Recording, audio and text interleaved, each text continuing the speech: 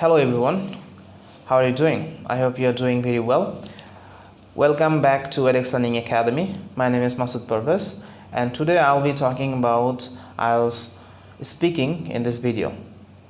Some of you have asked me how can we improve our IELTS speaking and how we can get desired band in our IELTS speaking. So let me talk about some tips and the criteria on which the examiner will assess your mark.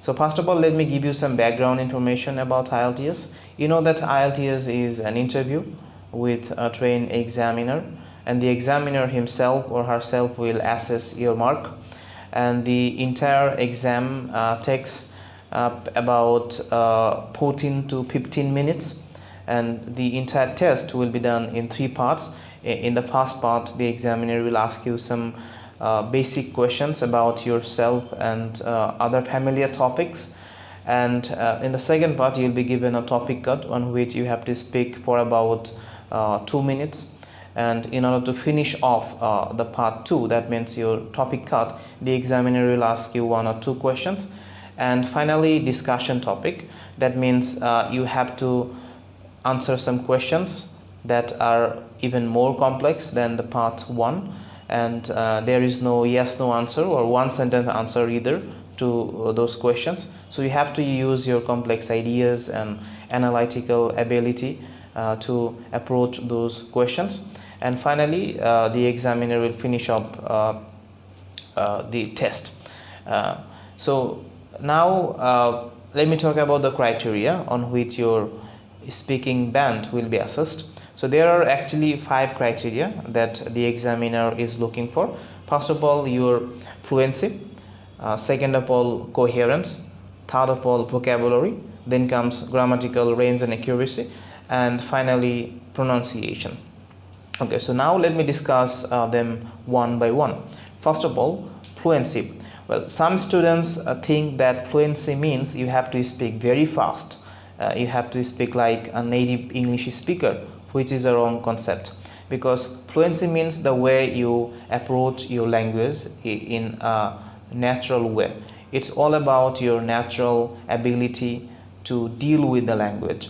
It doesn't mean that you have to speak fast. You do have to speak without hesitation and without long pauses in order to maintain a good fluency, but in no way does it mean that you have to speak fast. In your mother tongue, you might have noticed that some people speak a bit faster than you do, and some people speak a bit slower than you do, which doesn't mean that the people speaking a bit faster than you do are more fluent than you are. Okay, so I think you got what fluency is, and you should work on your natural speaking ability in order to achieve a good mark in fluency. Second of all, coherence. Coherence means the way you present your idea in your answers, extend your ideas, and whether or not you can develop your idea. So if you can do this in a proper manner, and if you can use some connecting language while doing this, obviously you will get a good mark in coherence. And vocabulary. Vocabulary is one of the most important criteria in IELTS speaking, because you need to use a wide range of vocabulary while speaking, and don't forget to use synonyms, good expressions, and collocations in your speaking, because they will make your speech even more ornamental and help you gain your desired band. For example, if you use the word problem 3 or 4 times in your entire speech, this is not a good thing to do. Instead of using the word problem, you can sometimes use trouble, difficulty, impediment, etc. And collocation, I just can't emphasize more on collocation. Collocation will make your speech even more ornamental. For example, if I say this is a beautiful village, well, it sounds appropriate and it's absolutely fine, but if anyone says this is a picturesque village, this is a picturesque village, the word picturesque will make this sentence more ornamental and more appropriate to hear. And fourth of all, you have to work on your grammatical range and accuracy.